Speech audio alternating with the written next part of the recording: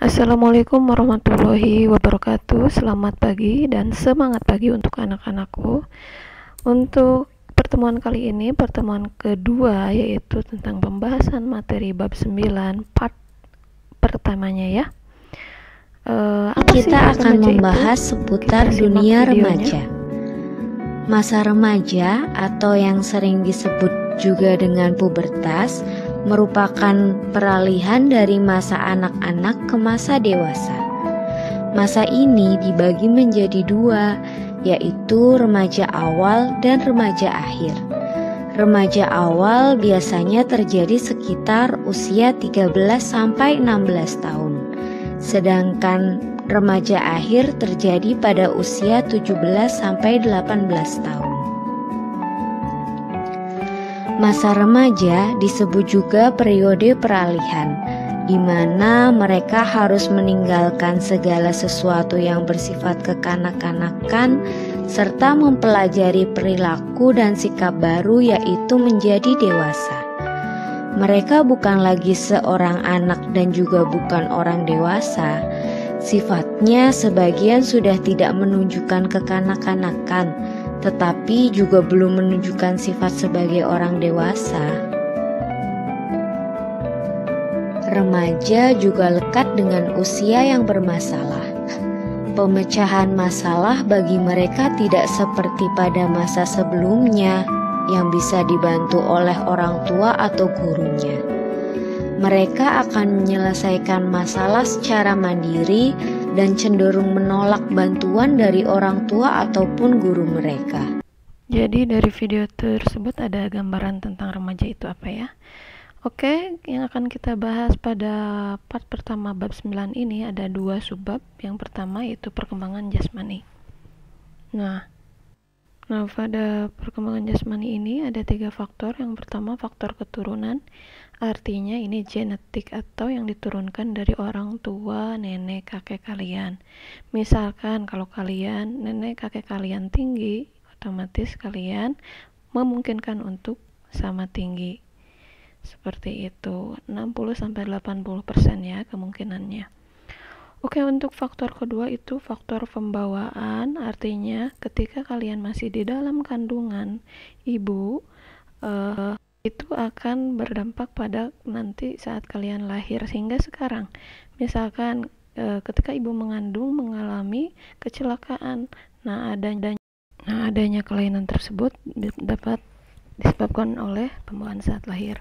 Yang ketiga ada faktor luar. Yang pertama yaitu ada kualitas gizi, gangguan kesehatan, dan rangsangan stimulus. Nih, kualitas gizi dapat kalian lihat, gangguan kesehatan juga, apalagi gangguan kesehatan yang menahun seperti gangguan pada tulang atau kekurangan gizi. Jangan banyak stres, dan juga tubuh kalian dapat dirangsang dengan cara berolahraga, baik berenang, jogging, basket, apapun itu. Nah, dapat dilihat ya, ini tabel 1, hubungan antara umur, berat badan, dan tinggi badan kalian. Di buku paket dapat dilihat. Nah, ibu kasih tahu rumusnya untuk menghitung indeks massa tubuh, yaitu angka yang menentukan apakah berat badan kalian itu ideal, kurang, atau justru over atau berlebih. Nah, tugasnya hitung indeks massa tubuh kalian, nanti kirimkan ke drive ibu. Ini linknya ibu share juga nanti di YouTube, jadi nanti kalian tinggal klik saja. Ada contoh untuk pengirimannya, yaitu harus seluruh tubuh, karena ibu ingin lihat tubuh kalian. Fotonya harus seluruh tubuh ya, bebas aja. Hitungnya juga udah ibu contohkan. Oke. Untuk subbab kedua ini ada tentang pertumbuhan, perkembangan, kebutuhan, serta faktor-faktor yang mempengaruhi anak usia sekolah seperti kalian. Sederhanakan, untuk pertumbuhan itu berkaitan dengan kuantitas dan dapat diukur, dan untuk perkembangan itu berkaitan dengan kualitas atau tidak dapat diukur. Nah, pertumbuhan itu dapat ibu contohkan seperti tinggi badan itu kan dapat diukur, berat badan juga dalam hitungan jumlah juga dapat diukur. Sedangkan untuk perkembangan itu tidak dapat diukur, artinya seperti perkembangan mental kalian, sosial kalian apakah lebih bagus, lebih kuat, serta perkembangan emosi juga kalian apakah sekarang lebih terkendali dibanding sebelumnya, itu kan tidak dapat diukur.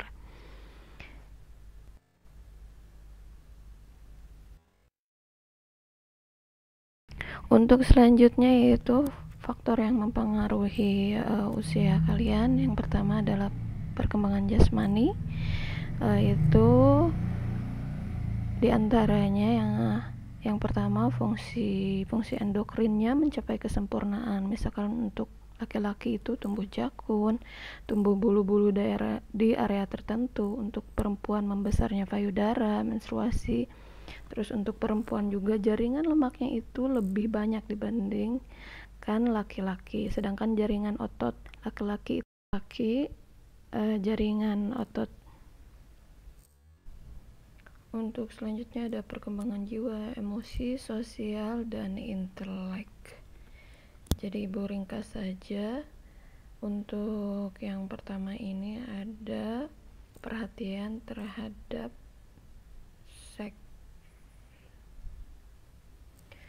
Jadi pada usia kalian ini sudah mulai tahu apakah kalian perempuan, kalian laki-laki.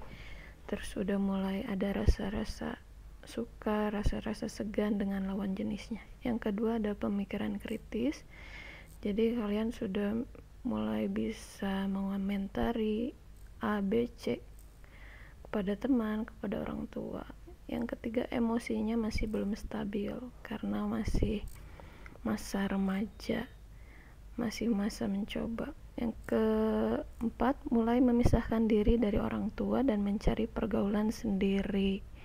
Yang kelima ada aktivitas dan eksperimental sosial. Jadi ingin mengetahui ini, ingin mengikuti komunitas itu. Oke. Dan yang terakhir mulai memiliki cita-cita dan aspirasi yang tinggi, tapi harus berfigurkan yang baik ya kalau punya fans atau ngefans itu. Yang tadi itu kebutuhan remaja yaitu orang tua ya. Yang keempat ini ada faktor-faktor gagalnya masa remaja. Untuk yang pertama karena kurangnya pengertian kalian tentang kesehatan, tentang problem problem psikologi. Ini peran orang tua kalian sangat penting sekali. Untuk selanjutnya tadi ada adaptasi yang buruk serta kehidupan spiritual yang tidak memiliki dasar yang kuat dari orang tua maupun lingkungan sekitar. Selanjutnya ada usaha yang diperlukan agar memenuhi kebutuhan di masa remaja kalian ini. Yang pertama pendidikan kesehatan, pemeliharaan kesehatan, bimbingan belajar dan ekskul, pendidikan keterampilan, usaha bimbingan dan nasihat, olahraga kesehatan, pendidikan tentang bahaya-bahaya remaja. Ini dapat kalian dapat dari guru ataupun orang tua kalian. Ibu rasa cukup. Apabila ada yang ditanyakan bisa langsung WA ibu aja ya. Sekian, terima kasih. Sehat selalu. Selalu menjaga jarak, memakai masker, dan juga mencuci tangan. Wassalamualaikum warahmatullahi wabarakatuh.